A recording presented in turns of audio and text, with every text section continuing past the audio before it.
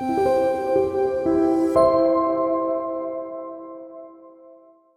주십시오.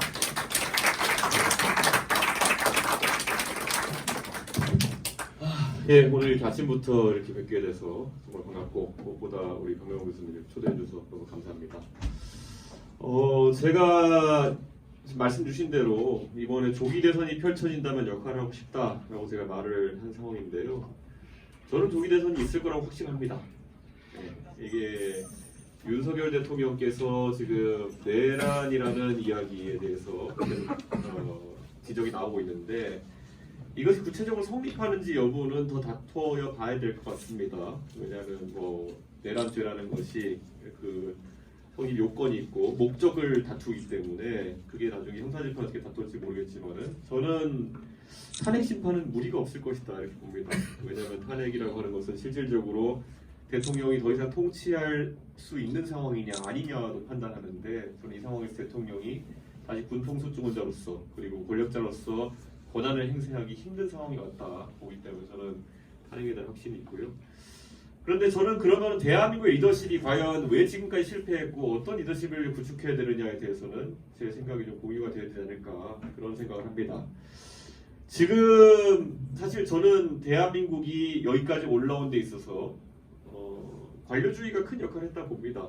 이게 일본과 마찬가지로 그 관료들이 어느 정도 자부심을 가지고 자신들이 국가를 경영한다는 생각 속에서 어떤 정치 지도자가 들어선다 하더라도 중간 정도는 하는 분위기를 만들어 놓은 것이 아마 대한민국의 관료주의 아닐까. 이건 조선시대 때부터 우리가 다른 나라에게 일찍 구축했던 과거 시험 봐가지고 뽑힌 사람들이 국가를 이끌어가던 그런 어떤 틀에서 크게 벗어나지 않았다 이런 생각하는데요. 저는 이제 그 한계가 다다르고 있다라는 생각을 합니다. 지금 이제 우리 앞에 놓인 선택들이 굉장히 많은데요. 과거까지는 어지간한 선택을 한다 하더라도 심지어 윤석열 대통령이 집권한다 하더라도 관료들이 재정이나 이런 정책을 통제하면서 거기에 있어서 진폭이 좀 덜했다면은 트럼프 시대를 맞이해가지고 이제는 우리의 선택에 따라가지고 엄청난 진폭이 발생할 수밖에 없다라는 생각을 하게 됩니다. 그리고 저는 생산성이나 이런 부분에 있어서도 앞으로 큰 변화가 이제 있을 거라고 생산성이나 이런 부분에 있어서도 우리가 큰 챌린지를 맞아들이게 될 거라 생각하는데요. 그런 부분에서 오늘 좀 말씀을 좀 드리고자 합니다. 저는 이거 한 가지 말씀드릴게요. 저는 보수주의자입니다. 네, 보수주의자인 이유는 저는 보수의 과거의 업적이나 성과에 기대기보다는 적어도 대한민국이 가야 될 지향점이 좀 더 자유를 지향하고 그리고 개인의 권리와 그리고 또 이런 결국 공동체를 중시하는 이런 문화 속에서 국가가 성장했으면 하는 바람이 있기 때문에 전 자유민주주의 그리고 보수주의를 숭상하는 편입니다. 그런데 이것이 실제 대한민국에서 어떻게 구현되었는지를 살펴보면은 좀 한숨이 나오는 지점이 있습니다. 제가 2011년에 이제 정치에 들어왔습니다. 그래서 2012년에 박근혜 대통령 비대위와 그다음에 대통령 선거를 거쳐가지고 제가 이름을 알리기 시작했는데요. 사실 저는 굉장히 억울합니다. 대한민국에서 보수가 주류이던 시절을 벗어나가지고 이제는 비주류로 넘어가는 시기에 제가 정치에 입문했기 때문에 저는 다른 사람보다 훨씬 힘들게 정치하고 있습니다. 다른 사람들은 영입돼가지고 비례대표부터 한번 받고 이제 시작해서 의원 바로 되고 이렇게 해서 지금 제가 정치 입문한 지 14년 가까이 돼가는데 제가 만약에 비슷하게 민주당으로 영입됐으면 벌써 한 4선 의원쯤 됐을 겁니다. 그런데 결과적으로 3번 떨어지고 1번 돼서 이제 초선 의원이 돼 있죠. 그리고 이 과정에서 조롱도 많이 받았죠. 너는 도대체 얼마나 한심한 인간이길래 선거를 3번 지고 4번째 되느냐. 그런데 단언코 말씀드릴 수 있는 거는요. 지금 보수는 장기 하락기에 들어가 있는 겁니다. 지금 보수의 세라고 하는 것은 단조 감소세에 들어온 지 오래됐다. 그게 2011년부터 사실 계속되는 것이다. 이거를 부정할 수는 없는 겁니다. 그래서 그 중간중간마다 보수가 굉장히 편법적인 방법들 또는 부스터 같은 방법들을 써가지고 겨우겨우 집권에 한 번씩 성공하는 겁니다. 잘 보시면 2012년 총선을 뒤로 단 한 번도 총선을 이기지 못했습니다. 보수가. 그럼 왜 그렇겠습니까? 후보가 다수 출마하고 결국 그 세를 겨루는 총선에 있어가지고는 절대 보수가 이길 수 없는 상황이 전개되고 있다. 그걸 받아들여야 되는 겁니다. 16년에 지고 20년에 지고 24년에 지고 그리고 지는 폭도 갈수록 커지고 있는 겁니다. 123석 하다 이제 108석까지 내려온 거거든요. 보수가. 그 전에 박근혜 대통령이 비대위원장 하면서 19대 총선 치렀을 때 152석이었습니다. 이 단조 감소세를 받아들이지 못하고 과거의 간섭 속에서 계속 보수가 살고 있기 때문에 해법이 안 나오는 겁니다. 2016년, 20년 선거와 똑같았습니다. 구호가. 뭉치면 이긴다. 싸우지 마라. 뭉치면 무조건 이기는데 싸워서 진다. 누구 때문에? 유승민이 때문에, 이준석이 때문에. 너무 편한 논리 회로로 그냥 그렇게 한 다음에 4년 동안 혁신하기보다는 배신 자명 만들어가지고 4년 동안 그냥 두들겨 패다가 나중에 가가지고 때가 됐는데 준비가 안 됐네? 그러면은 그때 머리 굴리는데 잘 안 되는 겁니다. 그나마 대선은 해보기가 괜찮은 선거겠죠. 왜냐? 사람이 사실상 1대1로 붙게 되면은 언론이 총동원돼가지고 1대1 구도를 강화해서 그 사람에 대해 가지고 뭐 악마화할 수도 있고 그런 방식으로 대선을 이기는 전략을 구사할 수 있겠죠. 몇 명 친선한 인물 영입해가지고 언론에 빵빵 때리면은 그런 효과가 날 수 있겠죠. 하지만 본질적으로 체질에 해당하는 지역별로 구축된 세와 그리고 정치적 지형을 반영하는 총선에서는 그냥 몰패해가면서 계속 쓰러져가고 있는 겁니다. 그런데 이걸 받아들이지 않고 아마 2028년도에도 지금 이대로 놔두면은 보수는 뭉쳐라. 뭉치면 이긴다. 지난번에 졌던 건 안 뭉쳐서 그렇다. 지난번 왜 안 뭉쳤냐? 배신자가 있기 때문이다. 이 논리 그대로 가져갈 겁니다. 그런데 이게 통하겠냐는 말이죠. 저를 보았을 때는. 그래서 저는 이 부분에 대해서 아주 현실적인 대안들이 필요하다라는 생각을 하고 있습니다. 자, 기본적으로 제가 90년대로 돌아가 보면요. 제가 그때 어릴 때 삼계동에 살던 초등학생일 때 저는 정치를 알 수가 없었죠. 하지만 그래도 TK 출신이신 저희 아버지가 화이트 칼라가 보수를 찍어야 된다라는 얘기를 할 때 그 논리를 어렴풋이 기억합니다. 또는 아버지 친구들이나 아니면 동네에 갔을 때 그냥 어른들이 주워 섬기던 얘기들 다 생각납니다. 첫째, 그때 90년대에는 그래 김대중 씨가 대통령 되면은 나라 팔아먹는다. 경제 폭망한다. 그리고 교육 다 말아먹는다. 이 세 가지를 그냥 얘기하면 되는 거였습니다. 예. 김대중 대통령께서 정권 교체를 이뤄가지고 집권하시기 전까지는 이 세 가지에 대한 포비아가 실제로 보수 진영에 대해 가지고 그냥 단순 다수의 표를 주는 그런 효과를 낳았겠죠. 그래가지고 거기서 DJ 대통령이 이제 DJP라는 그런 연합을 해보고 또 거기에 마침 또 이인재 국민신당이 출연하면서 정권 교체 된 뒤로부터는 이제 포비아에 있던 걸 실제로 경험해보기 시작했는데 포비아에 있던 것보다는 실제가 덜한 겁니다. 그러니까 보수가 양치기 소년같이 되어버린 거죠. 김대중 대통령이 실제로 그 집권했을 때 대북 정책의 전환이 있었고 실제 뭐 김정일 만나러 가고 그게 당연히 보수 입장에서는 마음에 안 드는 행동이었고 그것 때문에 북한하고 이제 뭐 다 퍼주는 거 아니냐 실제 그런 두려움을 갖고 있었고 하지만 그와 관계없이 나라를 완전히 팔아먹는 지경에 이르지 않더라 라는 것이 국민들한테 학습된 겁니다. 나라 팔아먹는다라고 협박해봤자 이제 안 먹힌다는 겁니다. 자, 물론 어떤 사람들은 나라 팔아먹는 과정에 있다라고 얘기할 수 있겠죠. 하지만 대중에게 팔아먹었던 포비아에 비해 가지고는 훨씬 약한 겁니다.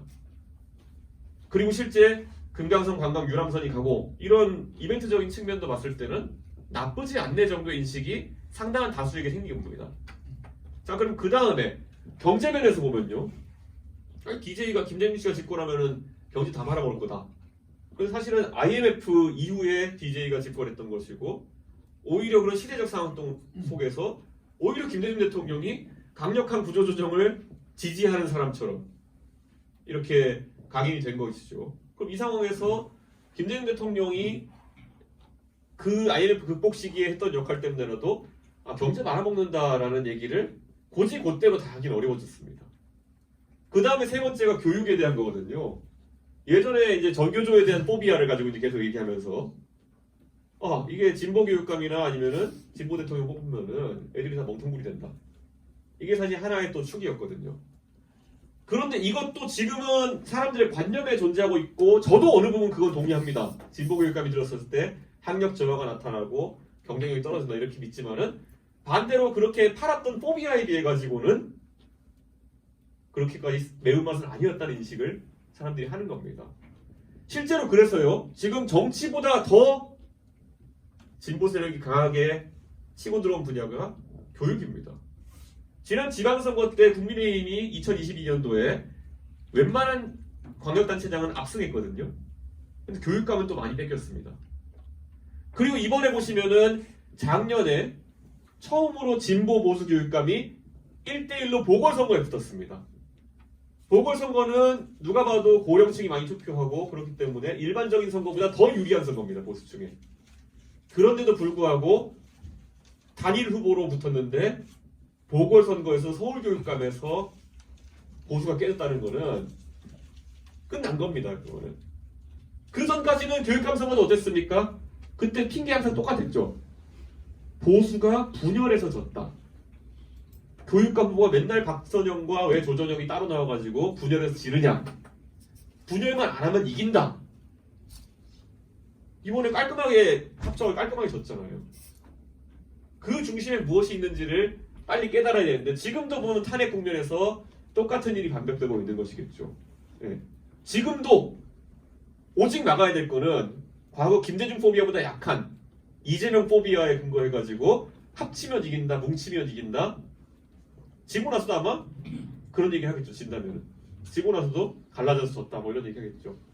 그런데 이건 냉정하게 한번 판단해야 될 문제입니다. 이거는 앞으로 그 보수 진영이가 대한민국에서 적어도 하나의 진영으로 기능을 하기 위해서는 더 이상 어떤 종편 평론가 따위가 주어 섬기는 수준의 전국 인식으로 지지층을 세뇌시켜서는 안 되는 겁니다.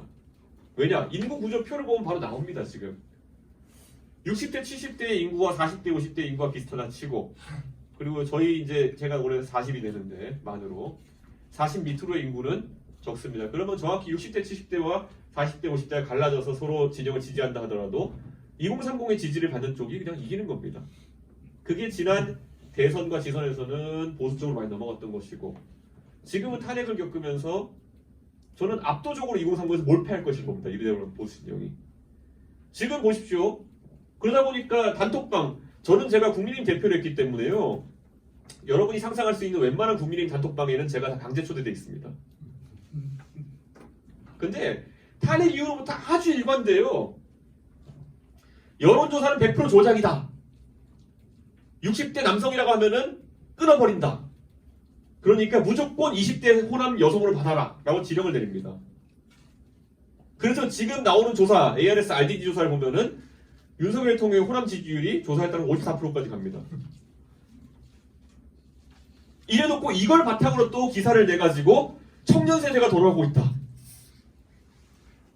그러니까 이 프레임 자체를 지금 벗어나지 못하는 겁니다. 이게 현실과 완전히 격리된 세상 속에서 이제 정치를 보고 있다는 것인데 저는 이게 제가 이 보수 진영의 비극을 계속 이야기하는 게 뭐냐면요.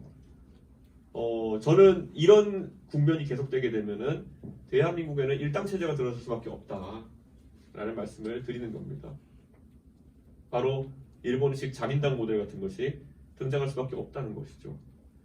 지금 보수 정당의 구조적인 문제를 말씀드리면 아까 제가 대선이나 이런 선거에서는 오만 힘을 다 끌어모아가지고 언론의 서포트까지 받아가지고 지난번 0.73%로 이기고 차이로 이기고 이런 일이 발생할 수 있다는 거죠.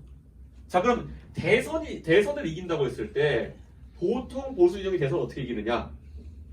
한 30% 정도의 강경 보수층이 있겠죠. 거기는 가면은 무조건 가면은 이제 저도 그런 모임에 가죠 많이. 제가 뭐 가고 싶어서가 아니라 가다 보면 확률적으로 그런 모임에 많이 가죠. 근데 가면은 항상 저에게 요구하는 게 있습니다. 저는 사실 중국에 대해서 제가 뭐 좋고 싫고 얘기하기 전에 저는 홍콩 민주화 시위도 제가 직접 다녀온 사람입니다. 네, 제가 제 돈 들여가지고 홍콩 민주화 시위할 때 제가 직접 참관하러 갔다 오고 그래서 중국에 저 되게 부정적으로 봅니다. 그런 면에 있어서는.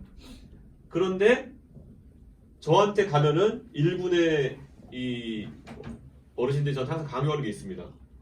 이준석 씨 유튜브에서 보니까 당신 중국 쪽이던데 중국 싫어해 안 해? 이런 걸 강제합니다. 제가 중국의 어떤 사상적인 면이나 이런 면에 동의하지 않는 게 대다수인데 제가 그 입으로 제가 그 말을 하게 하는 건 다른 문제입니다. 저는 안티 차이나입니다라고 얘기하고 다니는 거는 별개의 문제입니다. 제가 정치를 하는 사람으로서 제가 그걸 해야 되느냐, 그걸 하는 것이 대한민국의 국익에 부합하느냐는 다른 문제입니다. 왜냐하면 중국이 그런 걸 이용해가지고 오히려 굉장히 강한 요구를 할 수 있는 거기 때문에. 그런데 그걸 하지 않으면 우선 너는 간첩이지가 되는 겁니다. 근데 이런 대화 구조 속에서 사실 젊은 정치인들은 굉장히 피곤함을 느끼는 겁니다. 예전에 그런 거 기억나십니까? 예전에 방송 나가면은 종편에서 항상 보면은 뭐 예전에 전원책 변호사가 뉴스 하동에 있습니다. 상대방한테 김정일 개새끼 해보십시오. 이런 거 시키지 않습니까? 하면은 너는 정상인이고 아니면은 너는 종북 아니냐 이런 논리를 이제 펴는 거잖아요. 그게 뭐가 잘못되냐 하시는 분도 있겠지만은 글쎄요 저는 그거가 보수의 무슨 십자가 밝기처럼 계속 이렇게 진행되는 상황에서 저 김정일 하나도 안 좋아하고 김정은 하나도 안 좋아하거든요. 근데 그 관계에서 그런 저열한 언어만으로 네 편 내 편을 갈랐을 때 과연 얼마나 많은 사람들이 보수의 편에 설 것이냐는 다른 문제라고 생각하는 겁니다. 아까 말했던 경제, 안보, 교육에서 보수 진영이 비교 우위를 확고하게 가져가지 않는 한 젊은 세대가 유권자로서 투표할 가능성은 거의 없다라고 이제 봐야 되는 겁니다. 이게 주술적인 의미로 그냥 다 같이 한번 김정일 개새끼 외쳐보자 이런 걸 같이 노래 부른다고 해가지고 이게 교회도 아니고 이렇게 한다고 해가지고 동질감을 느끼고 젊은 세대가 투표에 동참한다? 절대 그렇게 보지 않습니다. 그거는. 일부는 그럴 수 있겠죠. 우리가 자꾸 착시 효과 속에 빠져 있는 것이 과거에 박근혜 대통령 탄핵 때도 보면은 무수히 많은 태극기 부대가 나와가지고 지금보다 한 5배 규모는 되는 경찰 추산으로 태극기 부대 나와가지고 박근혜 대통령 탄핵은 무효다 이런 얘기를 했습니다.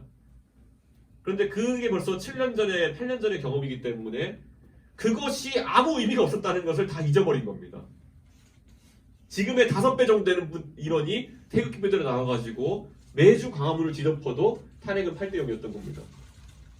지금 어떤 아주 수준 낮은 선동가들이 했던 말로 인해서 윤석열 대통령의 지지율이 뭐 60%를 넘기면은 탄핵이 무효가 된다. 뭐 이런 거. 이런 거 굉장히 젊은 세대가 조소하는 그런 거 많아요. 우리가 뭐 올림픽 경기한 다음에 좀 편파 시비가 있어가지고 막 이렇게 국민들이 막 화가 나면요. 누가 문자를 돌려요. 뭐 300만 명이 청원하시면은 IOC가 다시 온답니다. 뭐 이런 거. 그런 거 되게 많거든요. 근데 그분들의 거기에 동참하시는 분들의 그런 진실된 마음을 조롱할 의도는 전혀 없지만은 반대로 그거 선동한 사람들 굉장히 무책임한 사람들이에요. 300만 명이 이렇게 서명하면 IOC가 다시 한답니다. 이건 그 사람들이 결국 장사하는 거죠. 무슨 말도 안 되는 소리 하는 겁니까 그 사람들이. 근데 지금 똑같은 일이 대한민국 정치에서 이 중차대한 시기에 벌어지고 있다는 거죠. 여론조사 장난을 쳐가지고 60% 넘기면은 대통령 탄핵이 무효가 됩니다. 이런 게 무슨 보수의 전략이라고 하는 건지도 저는 잘 모르겠다는 것이죠. 저는 그래서 전반적으로 이제는 완전히 갈아엎지 않고는 대한민국 정치가 앞으로 나갈 수 없는 상태에 이르렀다. 저는 그런 생각을 합니다.